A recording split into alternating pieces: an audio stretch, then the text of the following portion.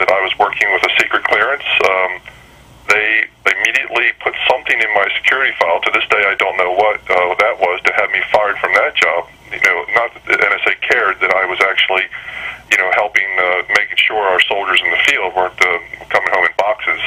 The NSA didn't care about that. They just wanted to make sure they fired me from that job. So I'm unemployed once again and looking for a job and/or looking to go back to school and maybe get a PhD and become a college professor. Right now, I'm sort of in flux limbo land right now. Russ, I chose the boiling frogs as the name of this show for obvious reasons.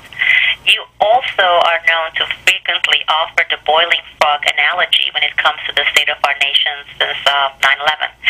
Now, as a former NSA intelligence analyst and capabilities operations officer specializing in all aspects of our offensive information warfare, can you please tell our listeners why you use the analogy and how do you see the state of our nation today? Well, you know, I learned the boiling frog analogy, I think, when I was in college from probably a professor or somewhere or another. But it's basically you put a frog in a very, you know, nice environment of water, and the frog swims around. He's very happy. The only problem is the frog's in a big pot of water on a stove, and then all of a sudden someone starts to turn up the volume or the heat on the stove very, very slowly, and the frog swims around happily until the frog doesn't realize what happens to him, and he's frog soup. So it's sort of... So how does that relate to the state of our nation today? Well, I think it relates to the frog is the American people right now.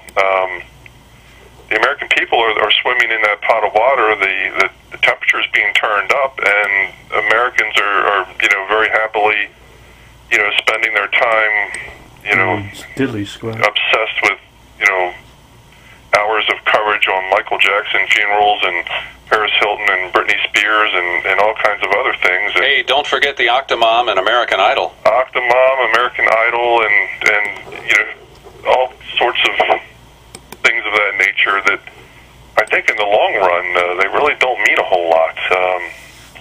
It's you know, especially when the American people are being fried in the process and they don't even realize it. So it's just something that it's sort of, and obviously the press would not be covering these things if the American people didn't, you know, turn the channel from something that's, you know, interesting, like, you know, a coup in Honduras or a civil war in Mogadishu or issues like that, and turn the Octomom on because that's what they care about. So it's, you know, you can't blame the press totally, or, you know, the politicians, because ultimately, you know, you kind of get what you deserve when you don't care who you're putting on the Hill in Washington, D.C. And Russ, if you'll indulge me for a moment, I have a pet theory here about why the American people have been so passive. And it might surprise you or others to hear this, but I think it is the sophistication of market research. And that, for example, the television networks have done detailed studies on the attitudes of the American public. And they find that people are more interested in the controversy over the legitimacy of the vote for American Idol.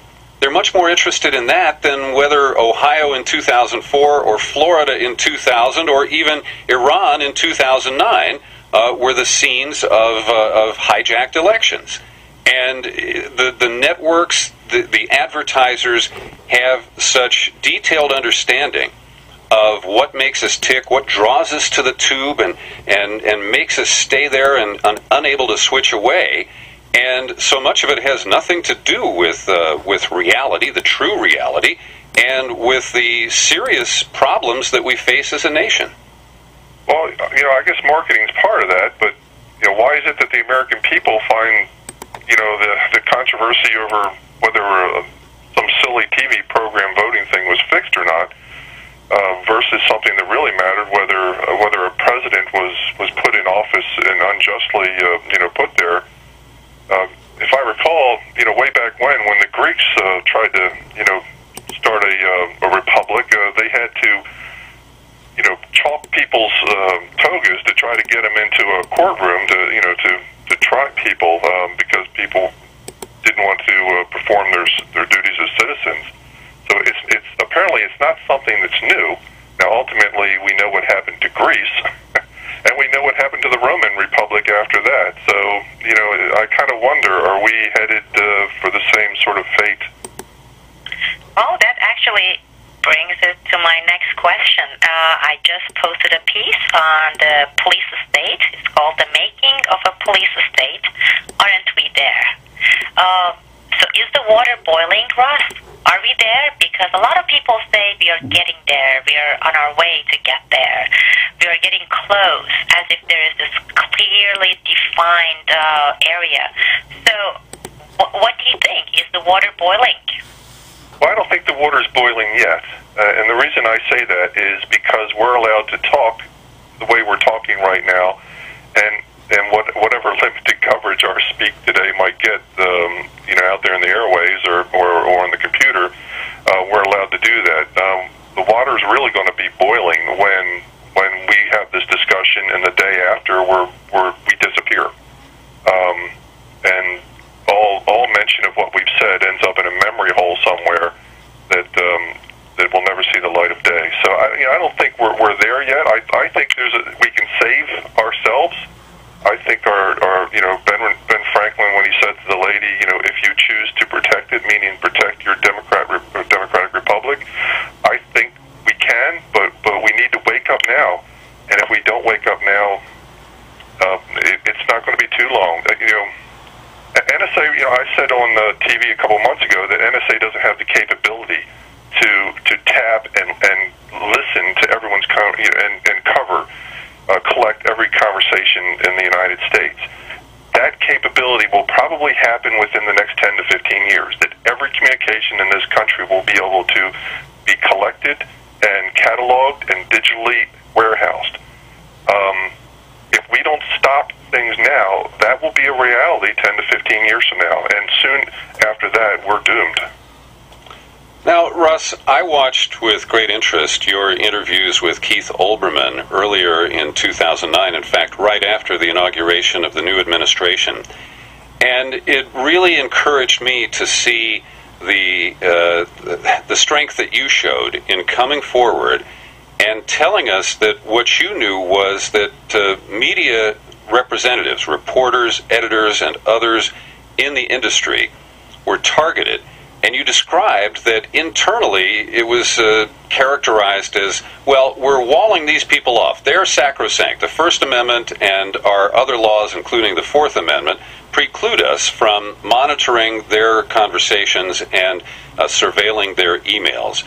But what you described to us was that that was a pretext, and that, in fact, a great deal of collection has occurred on media individuals. Talk a little bit about that and the response to it. Well, I really can't go too much into detail of how that was happening, because I would start to give hints as to what sort of technology was being used, and ultimately, you know what sort of other things were being targeted. That collection that was happening was just a support element for something that I was working on.